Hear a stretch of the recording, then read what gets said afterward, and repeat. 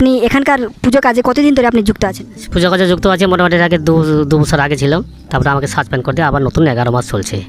এইভাবে আছে, সময় কাটাচ্ছে।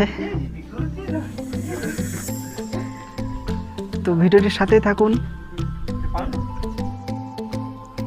তো বন্ধুরা, স্বাগতম আমাদের ইউটিউব পরিবারে। আপনারা দেখছেন super kick blog and drama. তো আশা করি তোমরা সবাই ভালো আছো, আমরাও মোটামুটি আছি। আমাদের সঙ্গে দুই বন্ধু নাই, তো ওদেরকে খুব মিস করছি। তো অনেকদিন পর আসলাম। আগের ভিডিওতে তেমন ছিলাম না, আর আমার শরীরটা এই ভিডিওতেও তেমন ভালো নাই, যথেষ্ট খারাপ হয়ে গেছে, একটু গলার স্বরটা নষ্ট হয়ে গেছে, বুঝতে পারছি। তো আজকে খুব এক্সাইটেড হবে ভিডিওটি। তো অবশ্যই প্রথম থেকে লাস্ট অবধি দেখবেন, স্কিপ করবেন না, একদম প্রথম থেকে লাস্ট অবধি খুব মজা পাবেন। আশা করি সবাই তোমরা ভালো থাকবে। নাও চলো। আর বন্ধুরা, আমাদের ভিডিও দিতে অনেকটা লেট হয়ে গেল, কারণ আমাদের খুব পার্সোনাল প্রবলেম ছিল, যার জন্য ভিডিও দিতে পারিনি। সবাই নিজের নিজের কাজে ব্যস্ত ছিলাম। তো তার মধ্যেই সময় বের করে আমরা আজকের ভিডিওটি আপনাদের সামনে তুলে ধরার চেষ্টা করছি। আর এই ভিডিও অনেক এক্সাইটিং হতে চলেছে, আশা করি অনেক আনন্দ পাবেন। আর আমরা আজকে কোথায় যাচ্ছি তা আপনারা তো দেখতেই পাবেন, আর থাম্বনেল দেখে তো বুঝেই নিয়েছেন আমরা কোথায় যাচ্ছি। তো সময় নষ্ট করে চলুন যাওয়া যাক।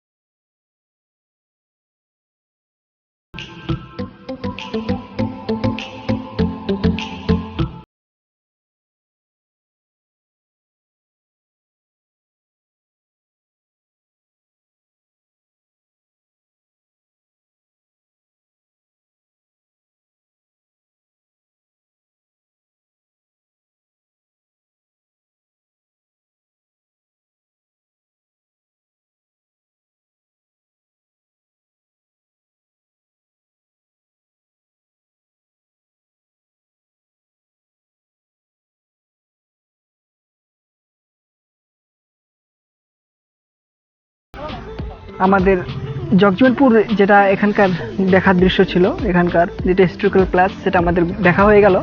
এখন আমরা বেরিয়ে পড়ব। আপনারা যদি আসেন তাহলে বাইরের গেটটি ঠিক দেখতে পাবেন এরকম। এটা প্রবেশ পথ, যেটা দিয়ে আপনাদেরকে ভিতরে প্রবেশ করতে হবে।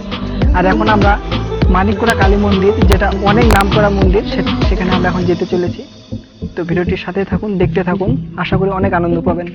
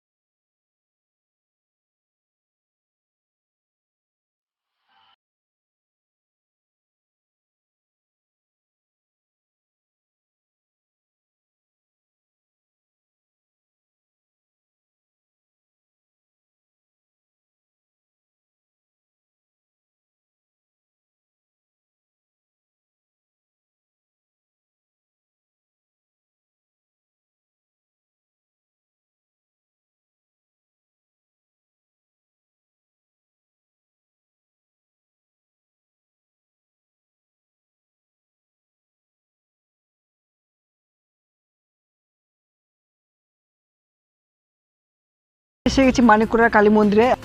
এই মা কালী এখানকার বিশেষ নামকরা একটি মন্দির। আর এখানকার মা ভীষণ জাগ্রত মা।